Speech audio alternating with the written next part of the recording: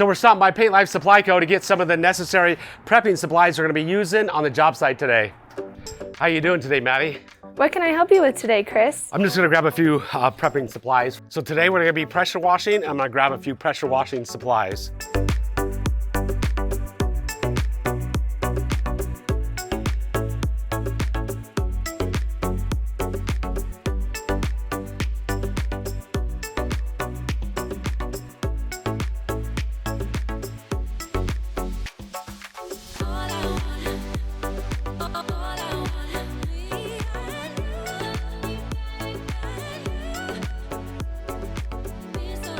All right, Luke, we're gonna just walk around this house. We got done power washing it. Just gonna go over some tips and tricks, power washing, because we're moving on to the next house. So you can see we got this muddy area here. I kind of gave you a little pointer. It was kicking up mud like all over the place because of the pressure of the power washer. Just remove that nozzle when you're done power washing, all the high areas, and then you can rinse that thing down. It's not going to kick up mud. Now you got to be careful, always with windows screens. One thing, we're always using a rotating nozzle. The reason why I like to do that, I don't use any chemicals. I just use water, on the house. I don't like chemicals for a lot of environmental reasons, plant reasons. Customers might be uncomfortable with us using chemicals, but if you're using a rotating nozzle, it agitates really well. It cleans really well, but it can do damage if you get too close to a surface.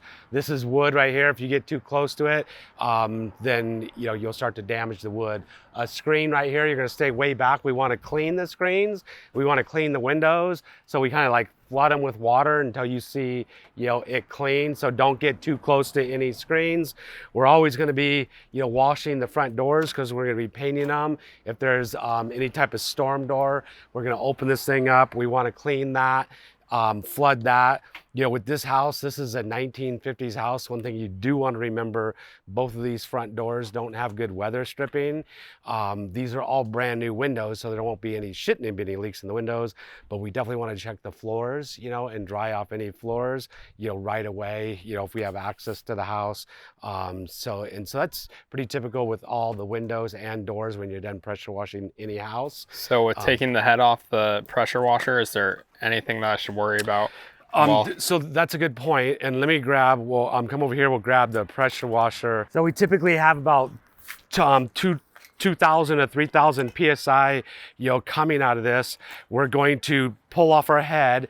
Now we're going to use it just to kind of flood the bottom of the house, but there's an O-ring inside there. Sometimes that O-ring, I don't know if you can see it down in there. Yeah. That O-ring with all that pressure could kick it out and it's going to get lost. We keep a whole set of O-rings. I got like 50 of these in my vehicle, and you can just pop another one back in. When you go to put this back on, if there's no O-ring, water's going to shoot everywhere out the side. So occasionally the O-ring pops out, but it's okay. We just stick a new one back in there and then continue pressure So are washing. the O-rings pretty low cost? Yeah, they're only probably we're talking 25 cents for an O-ring. So I got a kit of 50 of them. So it's a little tiny O-ring in there. So we got rock here. We're gonna be power washing the rock. We did caulk a lot of, there's some big cracks and stuff in the rocks. We're typically gonna be power washing vents, cleaning vents. You don't wanna shoot tons of water into that vent because that's gonna go underneath the house. Same with soffit vents. If you shoot a lot of water into a soffit vent, it goes into the attic. So just clean them real quickly. Don't keep a lot of water, shooting, on a vent like that. Once again, you got mailboxes and stuff like this. It's a good thing to check, make sure the customer doesn't have any mail in there. We always want to pull away customer mats. We had a mat here.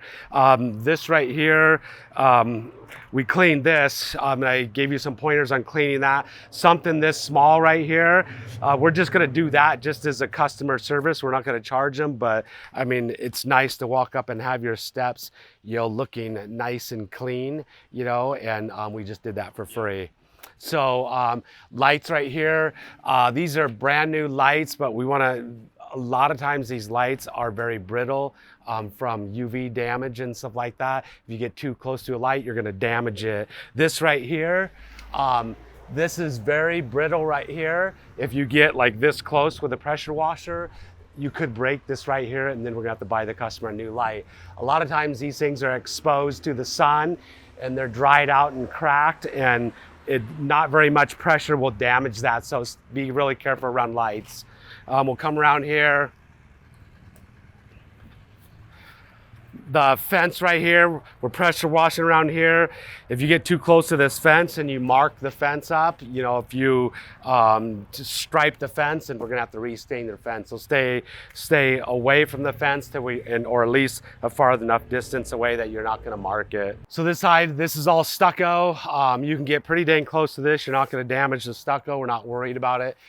Screens, once again, you're not gonna, you wanna stay back far enough from the screen comfortably, you know, about this far is, you know, where I'd wanna stay with the screen. Once you get vents right here, you don't wanna shoot a ton of water up into the vent because it's gonna go into the attic, so just, you know, be careful of that. Gutters, downspouts, they're metal, you're not gonna damage them. You wanna get really close, clean the gutters off, you know, really well. You'll hear this pressure washer pretty loud when it's hitting it. You're not gonna do any damage to it, so we're gonna clean that. Footings down here, previous painters painted the footings, so we're going to want to power wash, make sure we get all the way down, you know, to the ground. And if we got a shovel or a weed eater, we can pull away the grass. We're going to have to pull away a lot of this grass right here so we can get that. We've got stuff on top of the roof. Today we cleaned the gutters out. Typically we charged an extra fee to clean gutters. Yeah. If the customer didn't pay for it, we're not going to clean them. These gutters had about this much mud in them, so, you know, we cleaned those gutters out. We got a nice flat roof to be able to walk on to clean them, or we got a tool we can clean them from the ground too. Make sure the gutters are clean and flowing down the downspouts. All the water's coming out. Here, this patio, we cleaned off. This patio is extremely dirty, so, you know, we kind of swept that off. Make sure if you're not paid to clean the patio, all this dirt and debris coming down here, at least we want to just take the pressure washer and just sweep it back and forth, using it kind of like a broom. This door right here doesn't have very good weather stripping. This is a great example. There's gonna be a lot of water going inside, you know, the house right here because there's no weather stripping on the bottom. We're gonna make sure that we get inside there, dry off the floor, you know, when we're all done. Up here, we're gonna be painting, we're probably gonna paint the underneath side of all this right here to match the house. So the house is gonna be white. So it'll be nice just to have this nice and white, so it makes it bright down here. So we definitely want to pressure wash underneath here and make sure that's all nice and clean. Kind of something you want to ask the customer too. Back here, downspouts, just make sure we got stucco, we got siding right here. One thing, these electrical boxes typically have a lot of dirt on top, have a lot of dirt on the sides. We're going to want to get and flood a lot of water, you know, on the back sides of these electrical boxes. And that's pretty much it. So that's what it looks like, you know, to pressure wash up here. Unusual situation. The roof had a lot of dirt and debris on it, on a flat roof. Customer service, you know, just to help the customer, we just flooded it all off, came down. You can see after we've already pressure washed this, there's a lot of debris on the gutters from cleaning the gutters. We'll have to go back and clean those before we paint them. But that's it. Any questions before we go to the next house, Luke? I think that's good. Good. So I think one of the tips, you know, flooding it without a tip in it. We've got multiple tips. We got a rotating nozzle, high areas. You can actually, a straight nozzle, reach all the way on the roof with a straight nozzle. You know, obviously you're strong starting your pressure washer. When you start it, a tip is to pull the trigger on the gun because there'll be a lot of pressure behind it, and it's really hard to pull the power washer when there's pressure behind it. So squeeze your trigger, pull start it, and then it's going to start a lot easier. Another thing is, this has happened to me multiple times. If you're using a straight tip, I put a straight tip on and then I pulled the trigger and it actually wasn't on. And that straight tip probably went a mile.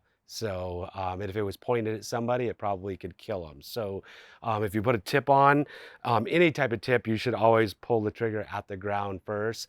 So it happened to me twice, and the tip was long gone, and I actually shot it in the air. So, if that was pointing at a house, it would go right through the window. When you got our big pressure washer has 4,000 psi behind it, so it's 4,000 psi launching a piece of metal that big. So gun safety rules apply. Gun safety rules apply. Pull the trigger with the gun facing the ground.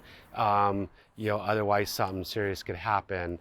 We talked about it. These are all brand new windows, but a lot of the houses we go to, these older style homes, they get a lot of wind or a lot of water inside the windows, because this had old 1950s windows on it. If those were still there, there would probably be a lot of water on the windowsill. If you don't go immediately wipe it up, it's going to swell up, damage the paint, and we'll be painting inside their house for them for free. So that's happened to me before. So a lot of things I say is because I learned the hard way. So there you go. The thing, the rotating nozzle, a lot of people, say that, all you're going to do is tear things up, damage things. There's only a couple times in my career I've had to fix some siding because of a new guy, getting too close, but you learn really fast. It's always best to start away and work your way closer till you get comfortable to where it's cleaning and not damaging. So just start far, work your way close, and you'll be fine. So it's a matter of just paying attention, looking at it. This is where if you get screens, these are brand new screens, so they typically clean really nice. If you get screens that are really oxidized, if you got about this close, it'll actually leave swirl marks in the screen. It may not tear it, but it'll leave permanent swirl marks because it kind of tears up the fibers in it if it's not metal.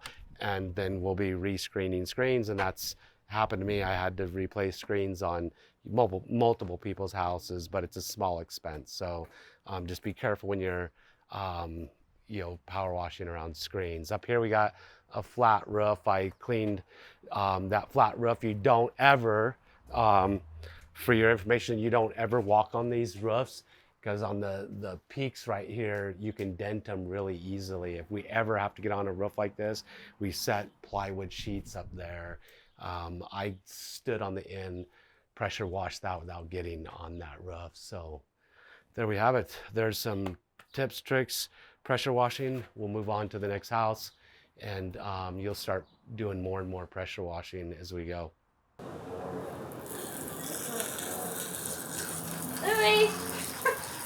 The teeth cleaning. No, this is not, you gotta say pro tip on